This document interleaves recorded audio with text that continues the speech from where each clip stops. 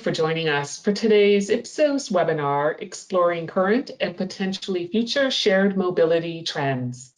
Today's webinar is being presented by our team of automotive research experts, and you can read more about them on the slide in front of you. So now, without further ado, it is my pleasure to introduce today's first speaker, Frank Forkin, President of Ipsos's Automotive Client Team. Frank, you have the floor. Thanks, Helen. Good morning and good afternoon to all of you. Thanks again for joining us. For those of you who haven't been part of this, is like our fifth in a webinar series of kind of automotive relevant industry studies that we're working on here at Ipsos. I'm going to have John Kaiser's going to take you through the presentation. I'll be adding color commentary throughout. But again, we'll also have some time at the end for questions. So if you do, please feel free to submit those and we'll get to those at the end. So John, without further ado, take it away. All right, great. Thanks, Frank. Do appreciate it. And thank you again for joining our session today. We certainly look forward to going through these results with you. And just as an overview, what we will be covering is what we have learned through this year, in particular related to shared mobility. That's our focus of today's discussion. As you know, we've been through a lot of change ever since COVID happened, and certainly we want to reveal some of those key insights of what we've learned. So I will go through initially of what is the status of shared mobility as relate in the mind of the consumer in a general sense first, and then get into particular insights related to our mobility navigator, and then lastly just wrap up with some key takeaways and recommendations on what we see so far that's happening here from and our main focus of today's discussion is about on a US focus specifically, and I'll highlight that throughout, but what we source this from is a global read from our navigator, and I'll highlight what those are in detail. But let me just frame us as the current, shared mobility situation. And, as we know today, just a reminder, most of us have seen and been out in public, and, depending on what state you're at, we'll have different levels of protocols. But generally speaking, if you're utilizing shared transportation, there is an element of requirement to utilize masks. And particularly with ride hailing, both the drivers and the riders are required to utilize those masks. So that's just a bit of knowledge, and we'll get into the specifics of what we have observing. And this perhaps is not new information for you, but just, if you weren't aware of the way our COVID cases have been happening here in the US, we really have had two core spikes, the beginning of the year around January, February, highlighting that key spike. And then just recently here in September, we're seeing another spike, but now we are kind of coming out of it.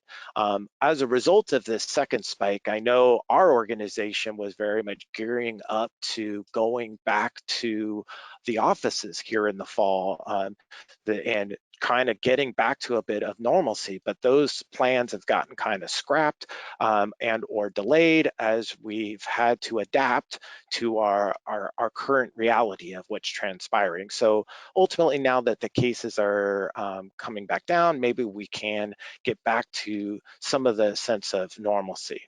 But the one thing I would highlight that what we have done as a company has been monitoring is what amounts to is how are consumers dealing with COVID. In particular, we've created I guess I would say a framework of understanding this and how we deal with it. It's called our Ipsos Pandemic Adaptability Continuum, or IPAC to be simple. There are a number of different stages through this emotional journey that we each deal with, but simply I would say there's the IPAC coping versus the IPAC improving. And this has provided us some rich insights just to understand the mindset of the consumer and what they're dealing with, just to help us. And then if I overlay this idea of cases that I've alluded to earlier over time, I'm looking at from the beginning of January till most recently, we've done this, I guess I'll call it our COVID tracker, over the last year, we've been monitoring this generally on a weekly basis, and you can see this evolution of what's happening, and it's all evident by our IPAC framework. And we're able to see that as the vaccines have become more broadly available, people are at the later stages of dealing. Almost this idea of becoming more accepting, understanding, adapting. But then what we have seen is this Delta variant came into play, and that just flipped the mindset. Starting here in the beginning of August, as we saw that real surge happening, and then now we're starting to settle in again. I mean, we're getting, as we're coming out of this recent spike, and the reason I cite this is because it is very important to understand the mindset of consumers and when they're deciding their usage patterns, or what transportation methods are they selecting, and what's ultimately, I guess you could say, driving their underlying choices. And understanding that consumer mindset is key. We've also asked a generic question, just what are people's comfort levels as it relates to different types of activity? Again, this is on our general coronavirus tracker that we've been doing. And what we see is consumers are more comfortable doing controlled and necessary activities, but they're not so on what amounts to a shared environments. And so they're not, they're comfortable going to a restaurant or to a grocery store. But when you start thinking about going back to work, they're not as comfortable. This idea of utilizing shared transportation services aren't overly comfortable. This idea of riding a bus, subway, or even a taxi or rideshare. Another thing that's coming up, while we have seen an increased spike in air travel utilization, it's still not to the levels that we've seen prior to COVID. And so consumers aren't comfortable necessarily doing it. So what would we expect is, even this upcoming holiday season here in the US, we got Thanksgiving coming up, and then of course Christmas right behind it. We would infer there's going to be a lot of road trips, a lot of people doing what amounts to is, getting together, but still doing it in a more simplified fashion. So we expect congestion, expect, things like that happening in the US, but ultimately we would say is not necessarily getting full force and full utilization of ride sharing as of yet, and or public transportation or some of these other shared mobility services. But with that overall context, we wanted to take a look in more detail from our Navigator product, understanding in this third module that we have focused on shared mobility, to try to understand is what's motivating people to utilize the shared mobility, what's causing them to not be utilizing it. We've got this general context, people are still apprehensive, but it's ultimately what's going to cause people to get over the hump, what's going to get people engaged and utilizing. So give a little bit further framing of our sourcing. I mentioned it earlier. I will be talking about the US perspective from these, from our shared mobility, but we have some other global regions as well for us to take a look at to provide some further context.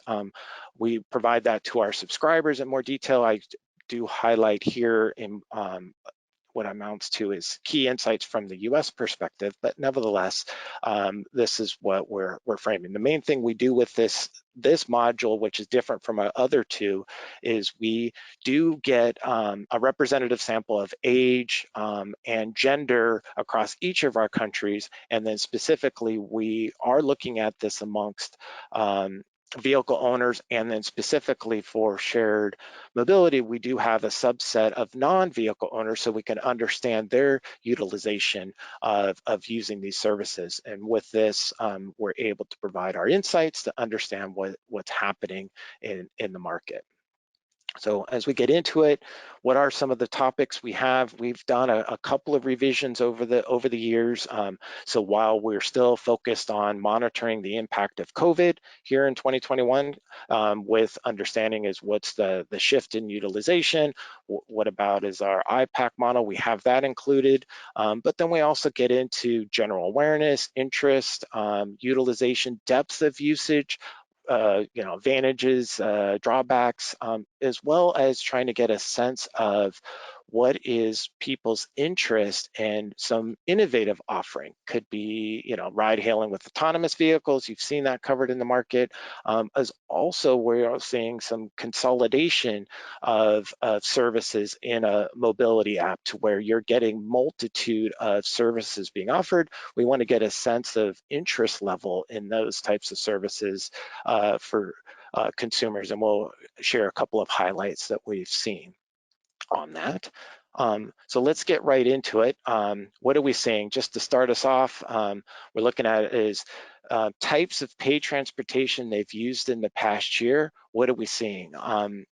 All in all, I'm highlighting here is that, just about a quarter of US consumers have used the ride hailing in the last year, with even less with some other modes of paid transportation. That includes public transportation, taxis, and car rental, as well as even car sharing is a smaller percent. All in all, just about half utilize some type of paid transportation shared service.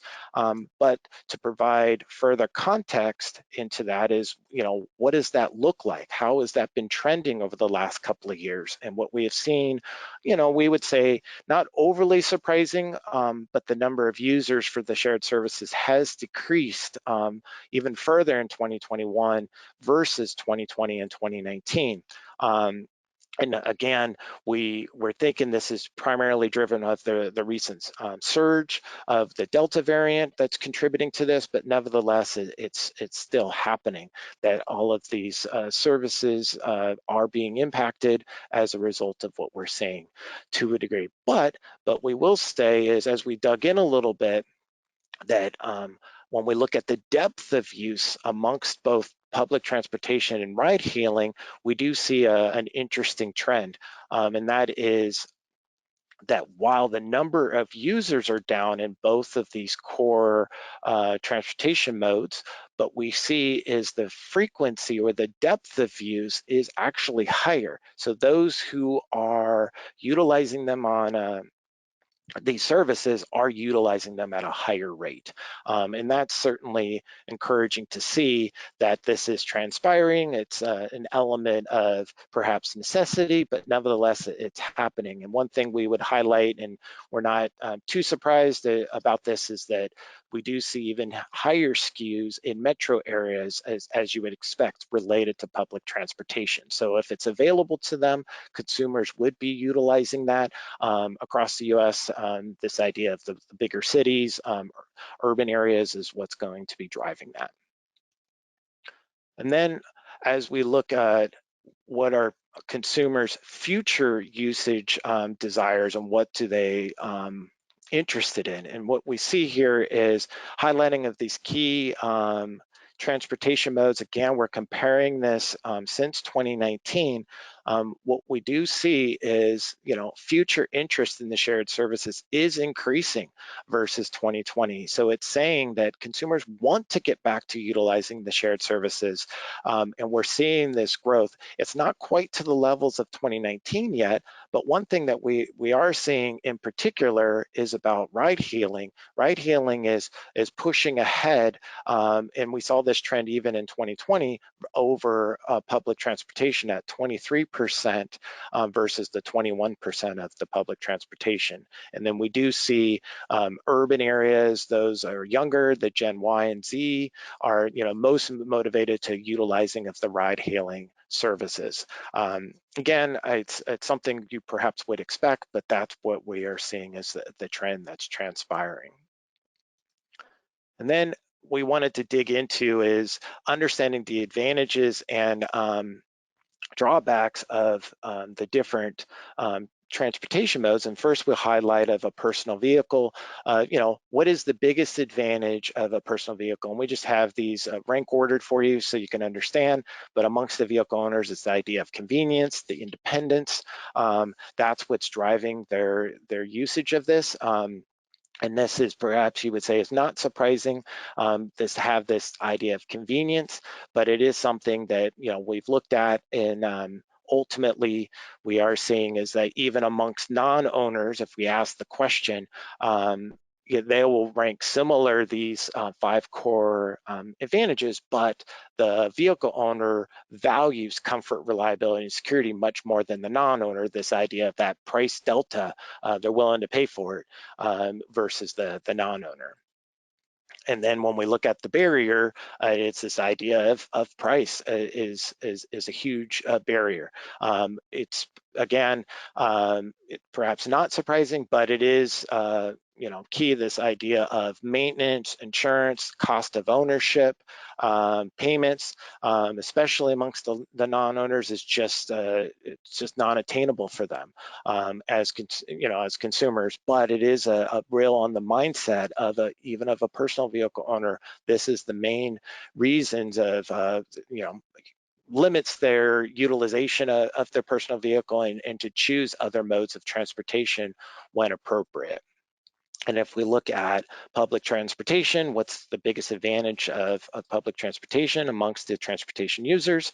What do we see? It's, it is a price play. It's cheaper than other modes of transportation. They don't have to deal with traffic.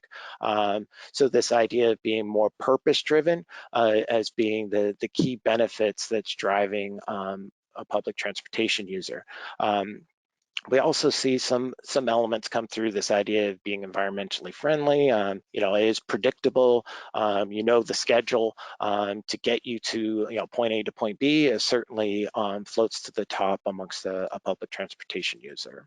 And then when we see the barriers, this is where we start to see some interesting info, and this idea of what we would say falling back to a traditional a concern of public transportation. We would say the typical barrier, this idea of convenience, people don't want to wait, overall cleanliness and perhaps even personal safety are the top 3 reasons amongst public transportation users are not, but we do see what is something here that's a trend that's coming up, is that the exposure to illness is far less of a barrier here in 2021 than it was in 2020. I mean, you see overall last year was 50% as a primary reason or a barrier, where here it's dropping to 35. So we're seeing the tenets or the main barriers coming to the forefront for public transportation,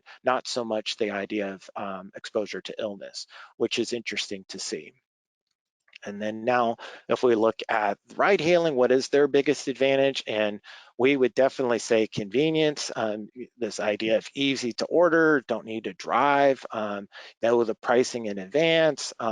Even we would go as far as to say of everything's enclosed into the app. And as we've all become heavier users of our smartphones and relying upon it, having it all integrated in that has made it certainly more convenient and easy to use versus what amounts to some other methods of transportation.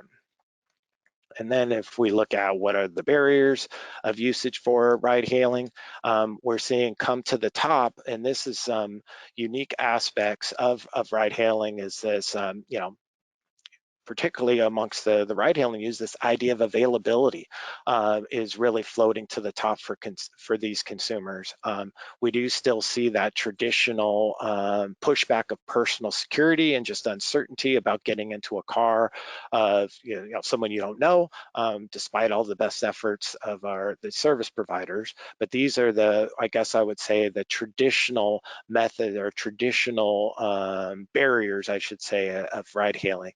But the one unique aspect is that we are also seeing, like we just saw for public transportation, we see the exposure to illness is becoming less of a barrier. We even see it even less of the ride hailing user. That isn't the primary concern. It's this idea of availability. And that's different from what we saw from last year. So people are adapting. The idea of the mask wearing seems to be working.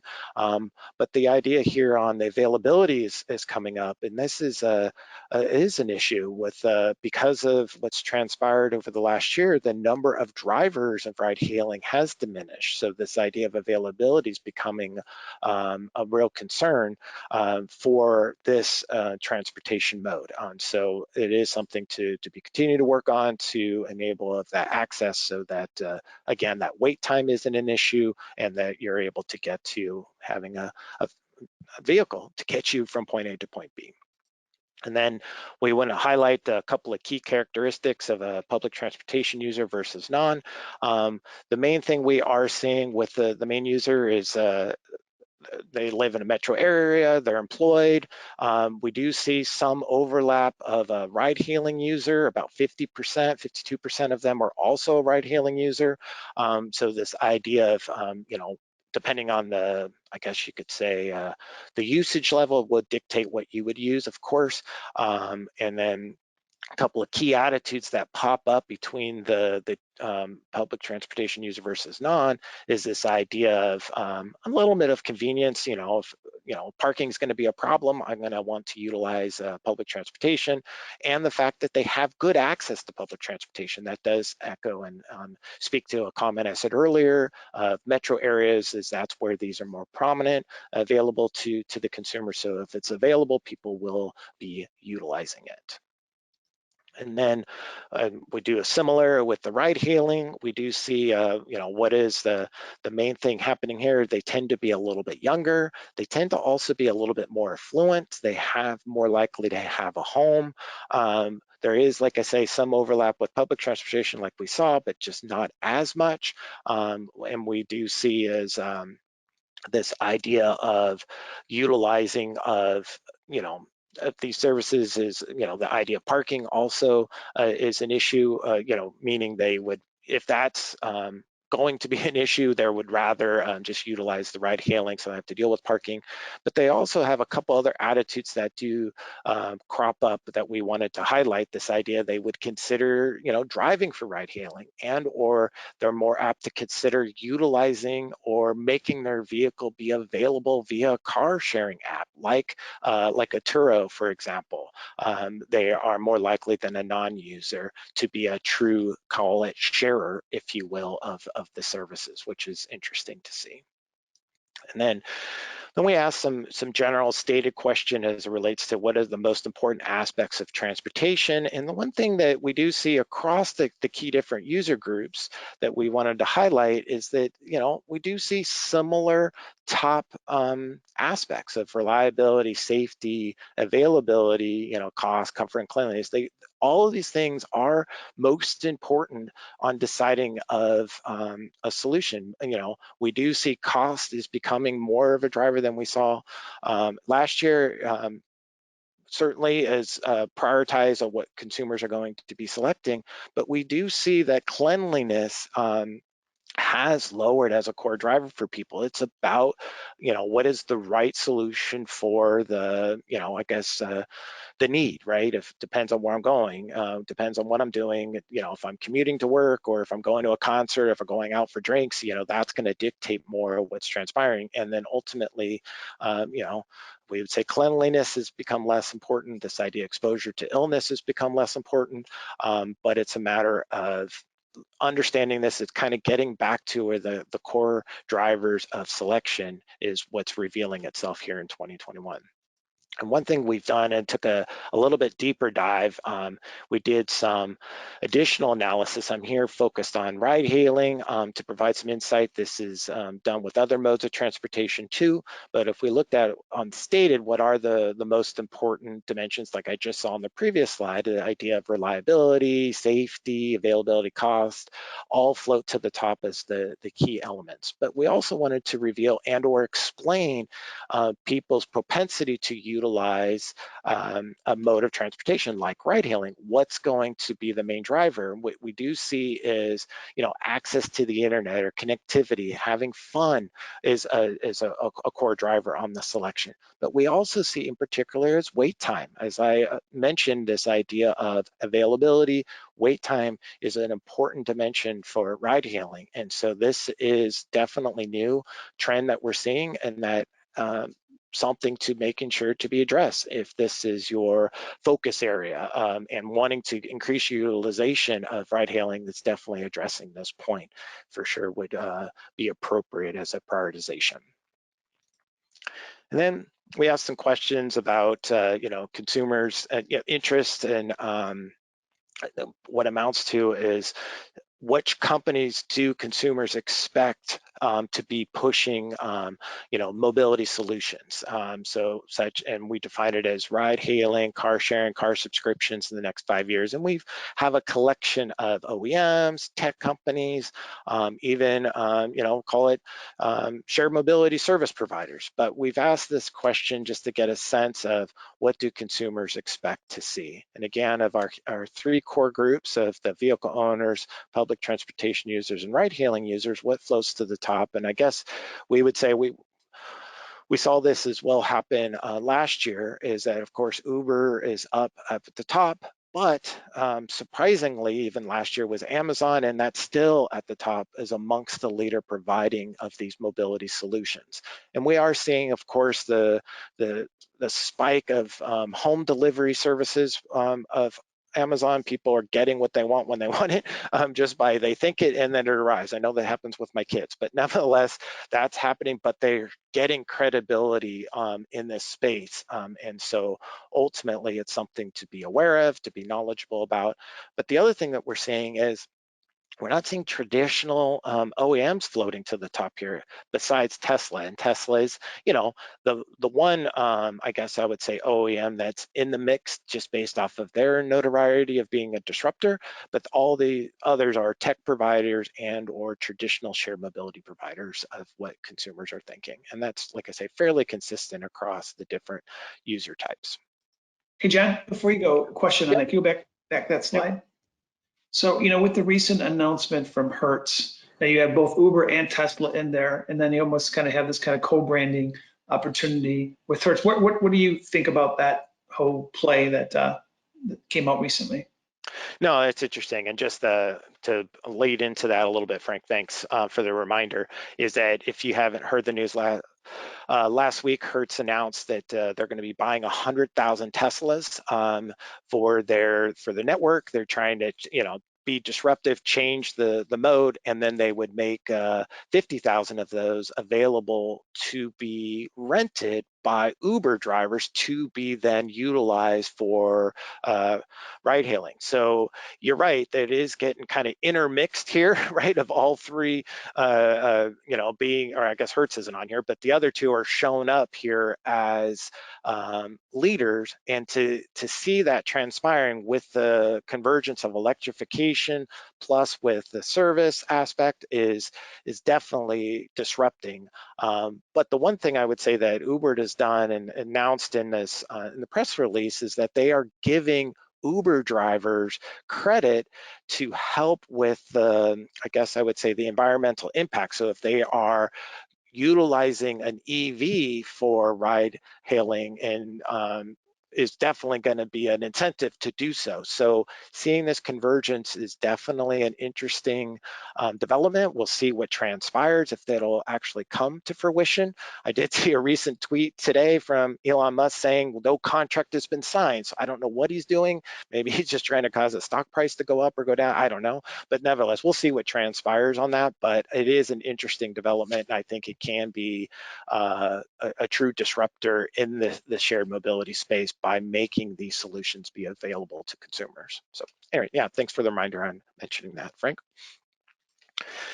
And then ultimately, we also asked some new questions this year because of what we're seeing with this disruption of different services being provided. We just asked the simple question of, if a mobility application offered multiple transportation and delivery services in a single app, if they would, be interested, and how would that affect their likelihood to use it? So if we see this combination of, I guess you could call it, modes of transportation in addition to like merchandise delivery, food delivery, what's the impact? And we see a vehicle owners, only about a third of them would likely use it, but it's the public transportation and the ride hailing using would, over half of them would be utilizing it. And so it's showing that people are valuing it. That is something that would be attractive to these users in the market, and it's something that we would say going forward is something to be I don't know, I guess concerned about or thinking about, because it is an important development. And it's like, what would be the biggest advantage of some combined mobility application? We'd see clearly this idea of convenience, flexibility, and availability is definitely floats to the top, slightly different priority depending on the user type, but ultimately, this is in the mind of the consumer very beneficial to have this and to have these things at your disposal right on your smartphone, whether you're traveling somewhere and you're in a different location and you don't know what's available. Having that convenience to have it all integrated in a single app is definitely advantageous.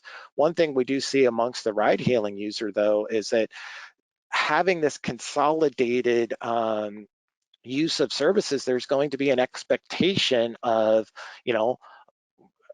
expecting some loyalty there, some rewards or some points, some extra. So as they perhaps are a little bit more informed or educated that this possibility, that's an expectation that they've referenced as a slightly different rank order than the other user types.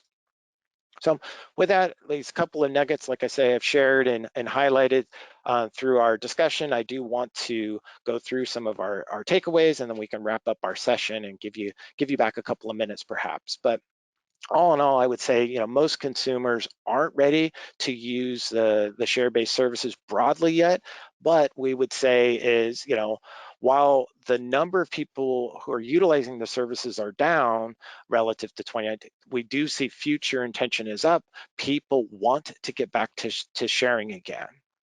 And then we, would say despite of the recent Delta surge, consumers are getting somewhat used to it. They're, wearing masks when they're traveling, if they're out and about, utilizing public transportation or ride hailing. Vaccines are widely available, and even with the booster shots, I mean, it can extend protection for those that are interested and willing to do it. It is available to consumers, and that certainly will be helpful with future utilization. But we are seeing that, like I highlighted initially, consumers aren't totally comfortable with utilizing all of these different services just yet. Perhaps those perceptions will be declining as the number of cases decline, get people more comfortable out there and doing it on a more frequent basis as they, I guess you could say, become more confident with it. But we will say and highlight that, ultimately during this upcoming holiday season, again, we would expect people to be doing more road trips versus necessarily planes, even though, we'll just have to see and monitor and plan accordingly. And then, as we would say, as consumers have adapted to this current reality, this idea of consumers, working from home and they're comfortable with that, we would see more of a boost of consumers getting back into utilizing shared services when ultimately they are able to go back to work. You would see that likely more users would be I guess you could say utilizing the shared services, but of those who are using it, they are using it at a frequent rate. So there is that nice silver lining. So once you could get them in there, people will be seeing that it is perhaps safe. It's not a real issue for consumers. The other thing I would highlight, and this is a big shift from what we saw from last year, is that the main advantages and or prevented barriers that are happening, we're getting back to is the mode of transportation is what's driving that versus this idea of exposure to illness or preventing of the exposure to illness. The personal vehicle, it's about convenience and independence. The idea of public transportation is low cost, avoiding of traffic, and ride hailing is convenience and visibility. This idea of seeing, when a vehicle is going to be, your ride's going to be available, what's the price of it? It's all in the single app. This idea of the availability again is something to be addressing, of course, for ride hailing. And then we do see this idea within shared mobility in the future with the consolidated solution is definitely going to be advantageous for consumers. People do like that, and it is something to be mindful of and be aware of this trend that's happening, and what consumers would desire out of that. And so we do have some brief recommendations depending upon transportation type, this idea of say OEMs or a primary vehicle. People, do desire their choices. They do like the flexibility. They want to get back to sharing. They still value their vehicle though. Of course, convenience and independence is key. But it's one thing we would highlight as the growth of the shared services continue and come back, being aware of having some consolidated solutions out there can be a risk to some of the traditional OEMs, because if they're not necessarily participating in that, that's gonna block them out of potentially utilizing some of those services. So being mindful of that is definitely something to be aware of. With public transportation, of course, we would say the biggest advantage is pricing and the predictable schedules, particularly in larger markets. And when it's available, people will be utilizing it. But it's we would say public transportation is also at risk because of the consolidated shared app is also going to prevent some of other utilization. But if they can do something about that and giving access to some other shared services in addition to the main, I guess you could call it delivery of you, if you're coming from, from the Bay Area in California, it would be BART. Once I go from BART from the suburbs to downtown, having an easy connect to some of the other last mile services solutions would certainly be advantageous as an example. And then with ride hailing. John, Yep, before you go, I guess this is more of a comment than a question. So, we have both shared service providers in this webinar, as well as we have some OEMs, and I see almost two different kind of opportunities. From the OEM side, even though we're seeing this move back to, if we want to call it normal, from a car, we still have a certain segment within the car buying public that is frightened to get on a bus or frightened to get on a subway or call an Uber or things like that. So to really understand, I don't know if you can kind of help maybe narrow, John, who those people are, but from a marketing standpoint, if I was the OEMs, I'd certainly be making sure that I'm hitting those people up, as long as they can find a car. And then the ride hailing side, same thing. Flip side though, you have a certain type of customer, whether that's kind of a young, whoever that's not really too concerned about catching anything. From a marketing standpoint, again, another opportunity to kind of really push it, because it doesn't seem like those type of people are as scared as maybe some others. So any observations around that of those type of people, John? Yeah, and we highlight a little bit of the profile, but you're right, is that there are different profiles and people to go after depending upon, I guess your view. Of course, with the ride hailing is definitely tends to be younger. They call it like less apprehensive of utilizing it. So that is for sure, but it's like with a traditional OEM, it is, I guess you could say, taking advantage of perhaps some of that apprehension is going to be advantageous, but you just have to overcome some of the, I guess you could say, cost of ownership utilization issues, right? And so I think the element here for them would be is, okay, use your vehicle for what it's best for, but you also utilize perhaps some of the other transportation modes to help reduce your costs when appropriate, right? It's not going to always be appropriate to use the primary vehicle, but we have seen through this pandemic, people are, the vehicle is king, right? People love their vehicles, and they've loved it even more because it was an element of escape for them, right? So there are those elements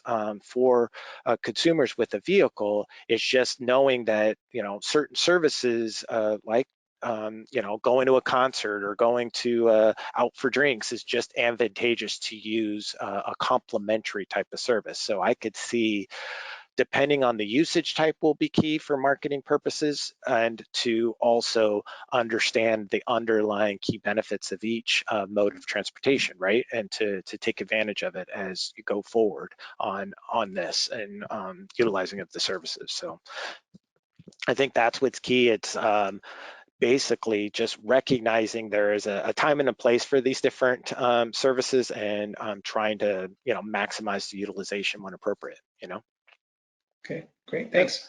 Yeah, no problem. So then lastly, I would just say, this is stemming from our Navigator product. If you have any questions or, want any further information on it, just let me know. I'll be happy to help and provide that to you. It is, like I say, for today's session was focused on the US results. We do have a broader utilization across the different countries and different insights as well, because of the different, stages of recovery, if you will, the different countries. But nevertheless, there's a lot of richness out there to be had. So just let me know if you're interested. I'd be more than happy to help you and follow up with any of those questions that you may have. So with that, Frank, I don't know if they. Yeah, there was one question. Okay. So we didn't cover any of the other countries that you looked at, but was there anything that stood out, US relative to those other countries, or again, they're probably all in different stages of how they're dealing with COVID, but anything stand out? Yeah, the one thing I will say with China and Brazil, they do utilize these other services a lot more than the US, as an example, and it's a result of what amounts to is their stage of development, but it's also a stage of their congestion and traffic that they're experiencing as well, as forcing people to be a heavier user of public transportation and/or ride hailing. So they've certainly come back more than what we've seen the US has. So that's one observation I know off the top of my head, but there's also more to be had, of course, across the different countries. Okay, great. Well, good. Again, John, thanks for your time. And I wanted to make sure I thanked everybody who attended and has attended the past webinars as well. Again, John, the actual presentation will be sent out to all of you that joined us.